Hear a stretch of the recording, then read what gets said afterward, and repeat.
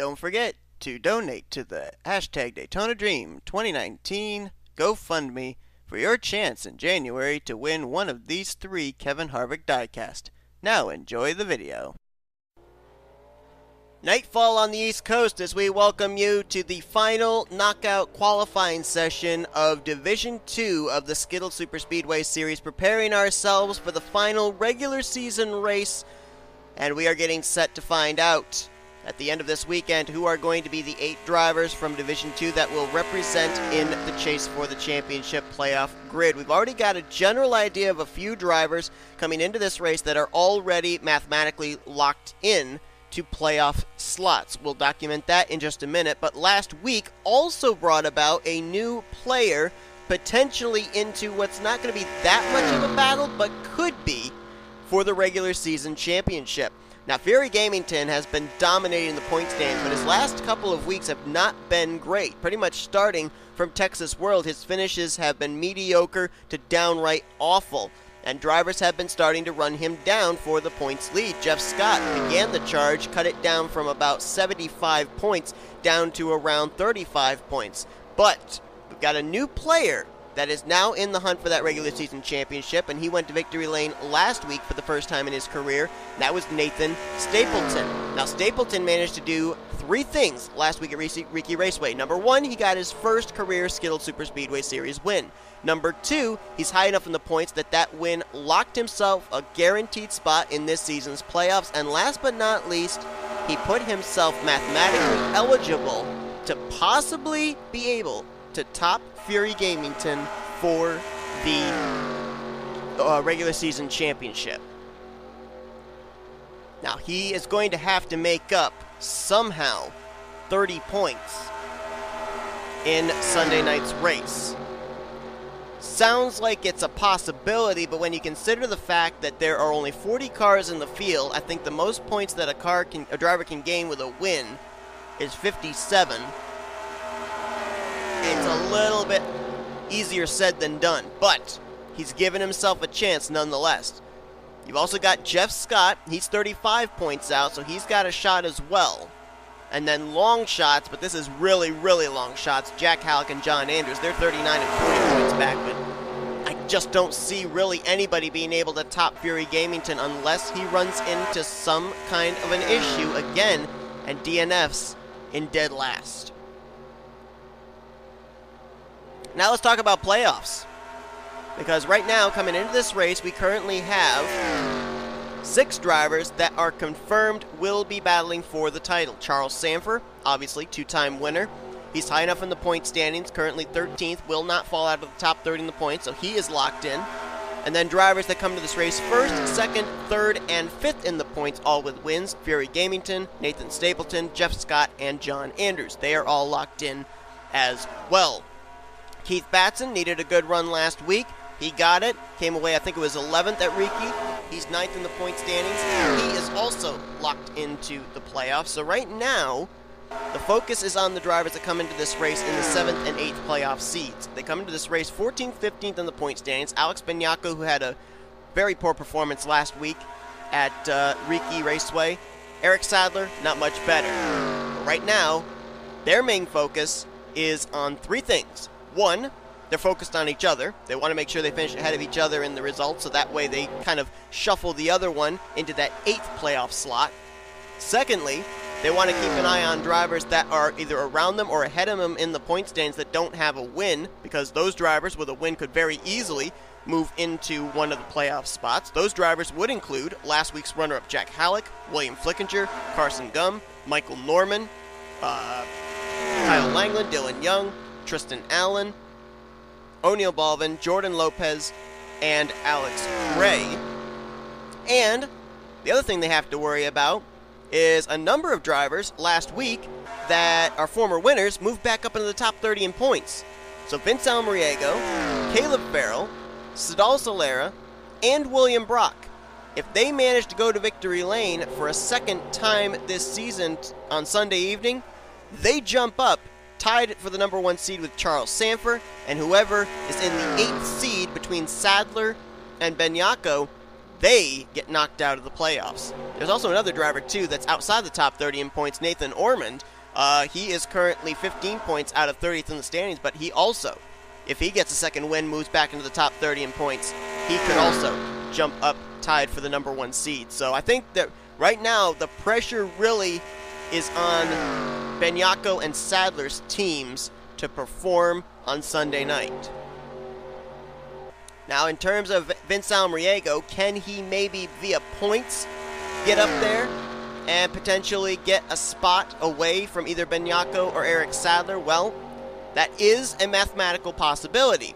Right now, coming into this race, Vince Almriego is 16 points back from Alex Benyako, and he is 12 points back from Eric Sadler. So there is still a chance, and Almriego had a good run last week at Ricky Raceway. He finished in the top 10. That's the pack right here where all the speed is, apparently, because right now the 3 fastest cars on track are leading this group. Adam Garcia the fastest, Dylan Young second, Jordan Lopez third. Garcia comes into this race 23rd, Dylan Young in 11th, and Lopez in 17th. All 3 drivers with a victory could put themselves into a playoff position. William Brock, we already mentioned the fact that if he gets a second win on Sunday night, he would move up to a tie for the number 1 seed. Already a winner at Armory Digital, and he's back in the top 30 in points. He's 30th in the standings. Alex Gray there in the 08. He is 18th in points, so a win would get him a playoff spot. Daniel Voiles, he's 31st in points, so I don't think even with a win he could get into the playoffs. O'Neal Baldwin could, though, 16th in the standings. And right now, Adam Garcia looking good in that 29.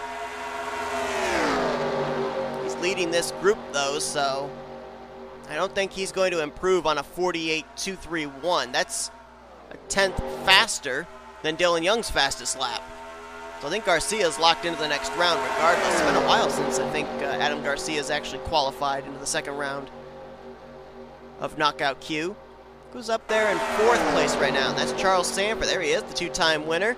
Charles Sanford, I think he realizes the fact that he would like to get a 3rd win. Why? Well, when you consider the fact that Charles Sanford is the only 2-time winner here in Division 1, well, we've got where the system for the playoffs is after race 1 of the playoffs, the lowest Division 2 driver for a playoff driver is eliminated. After race 2, same thing applies. Race 3, same thing applies. Race 4, same thing applies. You get bonus points. You get 5 bonus points for every win that you have. So Charles Sanford could head into the playoffs as much as 10 points ahead of everybody else in the playoff standings for the other Division 2 drivers.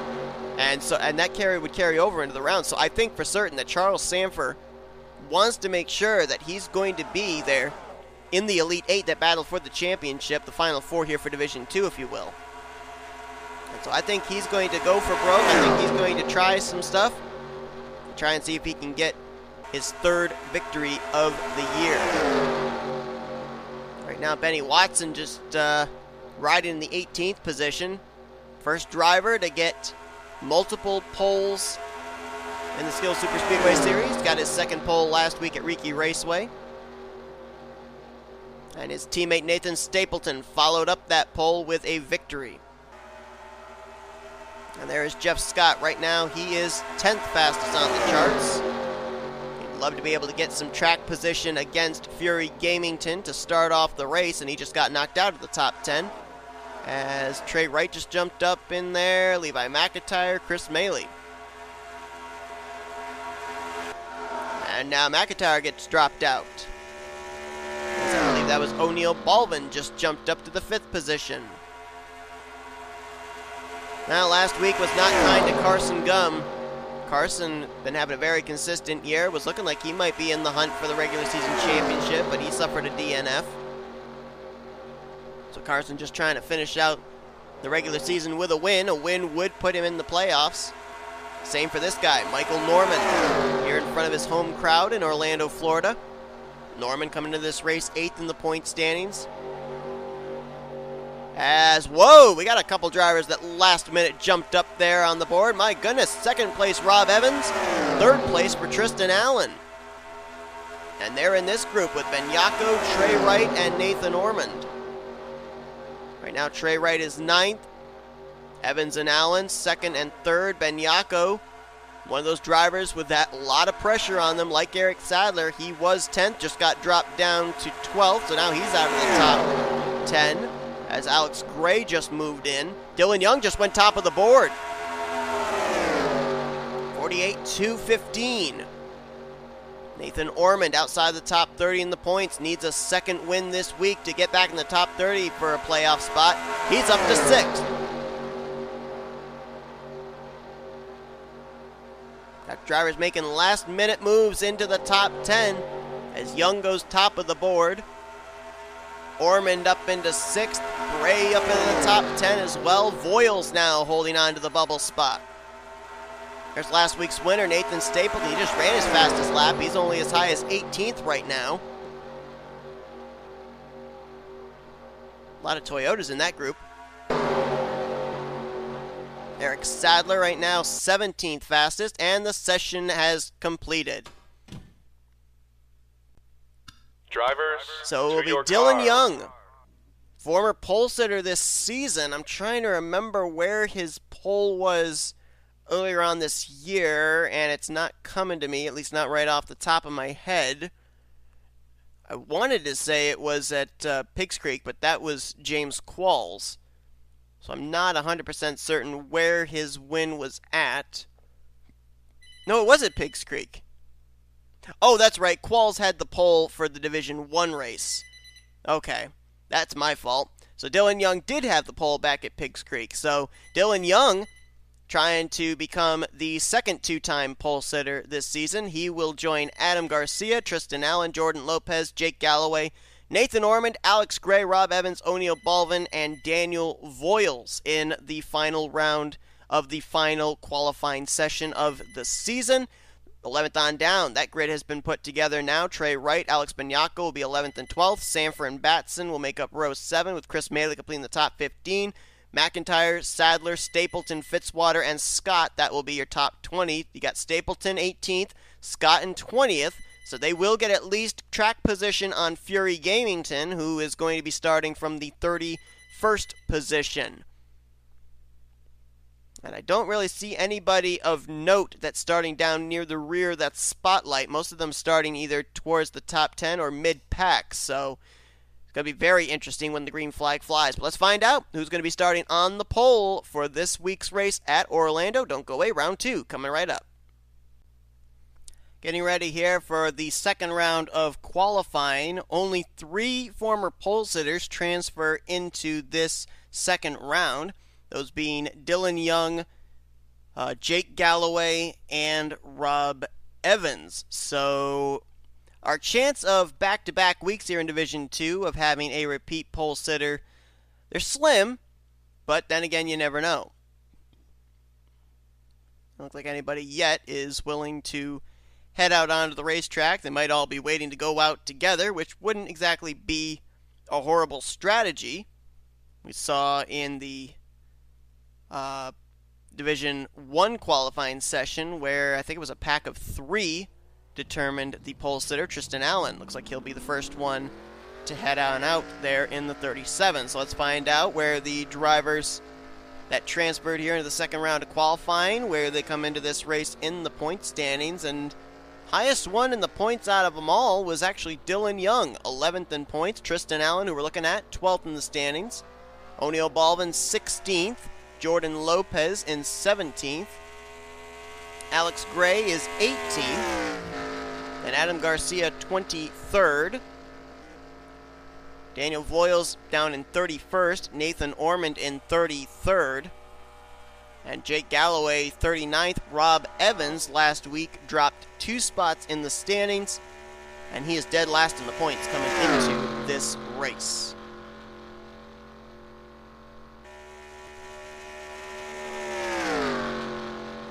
So looking at the drivers that transferred that have a shot with the starting track position maybe to get a win to lock themselves up a playoff spot, right now I'm really only seeing 5 potential drivers that would fit that criteria. Dylan Young, Tristan Allen, O'Neal Baldwin, Jordan Lopez, and Alex Gray. Of course, for Nathan Ormond, it's good for him to be qualified this high up as he's trying to get his second win of the season.